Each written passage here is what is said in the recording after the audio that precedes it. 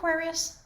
Great to see you. Thanks so much for stopping by Moonrise Cottage Soul Tarot for your October, believe it or not, 2021 Life Path reading. If you're new, welcome. All the links for me are below. If you want to see the extended readings, they are all available exclusively on Patreon for a very modest donation. You'll be able to see every extended reading for every sign every month, including the love readings. So check it out, okay? Gang, I was processing the video. I had already spun out the story. Something happened and went whoop, and disappeared. So interestingly enough, I'm here to do it for the second time. Here's one of the oracle cards that came out. This is from the Mystical Shaman Oracle. Whoops, golly gee, I keep dropping things. Just look at the card. It's kind of funny. So I don't know what's going on with your energy, but there's some challenges that you're having this month. Some of you know, basic reading can't be for everybody, but there's something that you are meant to be learning about your own element, about the winds that blow through your life, about the wind that is your identity, and how to tame it, how to master it. So the other card that came out, which I love next to this, is the root chakra. Look at that.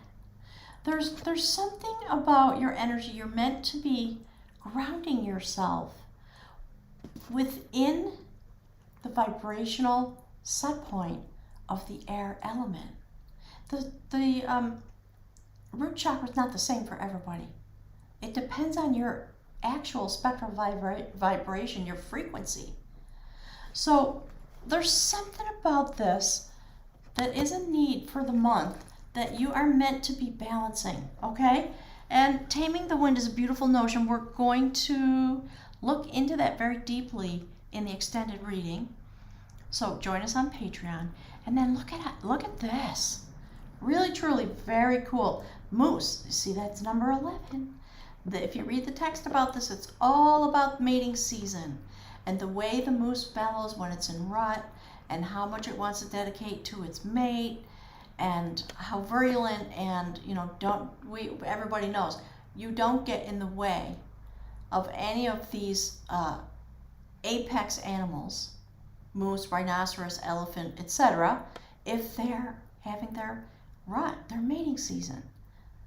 So, something going on for some of you, okay? So here's the first card that came out. Look at that. That's the 5 of Cups. Something is happening. You're having a challenge in love in some area of your life. Maybe you just don't like what's going on in your life in general. If some of you may have lost a loved one to COVID, you have my sincere love and condolences. It's a terrible time that we're going through. So take care of yourself, be safe, all that stuff. So you see the slings and arrows coming in over the tops of the trees, and we're talking about taming the wind. There's a process going on. You're going to come through it. 5 of Cups is about the process. It's not about being stuck in the moment. For most people, you're moving through a process, and if you look deeply at the traditional deck, 5 of Cups in the background, there's a bridge, and eventually what happens is the person throws off the cloak, picks up the 2 cups that are upright, one to share and one belonging to them, and they walk across the bridge. So that's the theme of the reading. That's what we're going to be talking about, okay? Here's what came next. This is your energy in the umbrella of all the things I'm talking about. That's a 4 of Cups. Something happened, and you are dissatisfied. You are not able to connect to the love element in your life. What I like about this display is that we see the cup, the image of the cup. One side is filled with water and stable all the way down the stem, and the other side is the opposite. It's broken, it's cracked, the foundation is not firm, and the love energy is flowing out. That's what causes the state illustrated by the 4 of Cups in the traditional tarot. So we see that your cup is somehow stressed. If you read the mythology in the text of this deck, it talks about saying things that are not true. My guides are saying are not actually correct, that causes the cup to break. So be very careful with your words. The judgment of art is about understanding how to wield the cup. And when you're sitting in a frozen state, especially if it's because of a loss or something like that, or something that is in the past that's causing some difficulty in your present, that's why the root chakra is here. It's time to relieve yourself of that by getting grounded from the root chakra all the way through the crown chakra, because you're an air sign, and making sure that the crown chakra is able to relieve the tension that might exist while you are doing all the work you need to do to become grounded and to feel stable, so that you can throw the hoodie off and stop this from going on in your life, because you're not liking it, that's for sure. And you're in the fields for somebody. You're feeling very passionate for somebody, so you might be trying to get past something that caused you a lot of sorrow and grief. Interestingly enough, here's the next card. You see that? It's about going on a new journey. That's a 3 of Wands. So there's something that's going to happen that's going to turn this around, I think, pretty rapidly. It may be that you're finishing a cycle of grief, that you are in the moment in October when you ground yourself and you focus on the love that you feel for your partner. Maybe somebody will come across your pathway if you have had a breakup and knock your socks off, and suddenly you'll be carrying that moose energy. So there's something beautiful about this. You are looking into the light.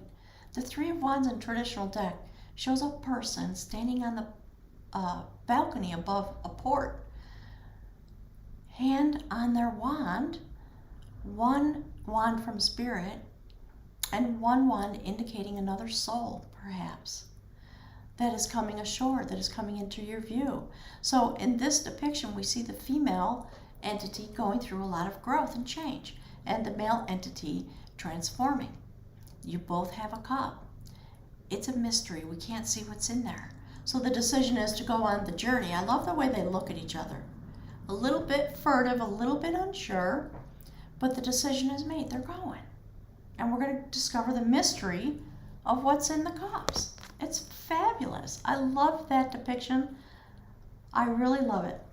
So, interestingly enough, here's what has to happen for this to be successful. You got to throw off your fears. That's the Devil card. And in this deck, the Devil card is depicting Cernunnos, the great god of the forest, the earth entity god. I don't know why that won't stand up straight today. So we see him holding a piece of jewelry in one hand and a snake in the other hand. And the snake is getting ready, perhaps to bite him. Perhaps it's getting ready to shed its skin. And the outcome is determined by whether or not you're able to release your fears. So we see you sitting in the earth this way, grounding yourself, beautiful Aquarius, while the soul above you, one by one, faces and releases its fears. It's a beautiful depiction of the Devil card. And I think it's more truthful than in the traditional deck. Cernunnos was demonized by the Christian faith as things moved across Europe. The Celtic people were pagans, druids. So just understand the history of the cards and the history of the notions and how they are what they are. In the traditional Devil card, we see a couple chained to the devil and chained to each other. And if you look closely, each one of them has enough room around the chain that's hanging over their neck to just reach up and pull it off and throw it to the floor. So that's what this card is advising. And actually, in fact, thank you, Spirit, this is the challenger of will. You can release yourself from that which is holding you hostage. And I think your partner and you are going to recognize what's going on, or you're going to meet somebody new. Somehow you're going on a new journey, and that journey is going to cause you to release your fears. And look what's next. Look at that. Is there anything more beautiful in a deck of cards when we're talking about journeys and love and all of that? Not a thing. That is the Eight of Wands. So it's the magic of the wands that is at your disposal this month in October. So the fairy tale about that card is that these were, okay, my guides are saying the word star mates. They were soulmates, twin flame, quantum partners, my guides call it. And they were being held apart from each other. The woman was being held hostage. And she had to transform herself in order to become available to her mate. So there's a long story about how she was turned into a fly and flew into the mouth of a woman who was at the banquet hall where they were. And she immediately was reborn in her new transformed state. So it seems to me that perhaps the feminine energy in the relationship, when that is renewed, it causes the male energy to transform as well. And at the end of the story, they ran and clung to each other, ran into the fireplace. Imagine those gigantic old fireplaces that you see in the movies and some of these ancient stories. And they just stepped right into the fire. And they went up the chimney together. They had an ascension moment. And when they came to the outside, the air element, they turned into swans and they flew away. And swans mate for life. So there's something, actually a beautiful, beautiful transformation available to you in the realm of love.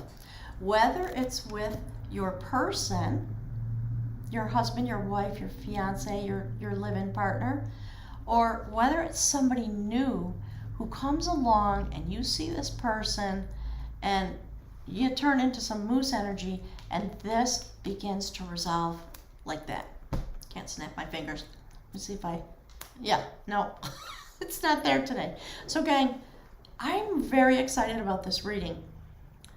Click the link below for Patreon and join us there for all the extended readings for a very low donation every month. You can literally see every sign, every month, every extended reading. It's a fabulous deal. And I would appreciate the support very, very much. So don't forget to click the like button. That determines whether my channel lives or dies. So that's important too. So thanks so much for a visit. I appreciate it. And I'll see you all over on Patreon. We're going to find out what the end of this story is.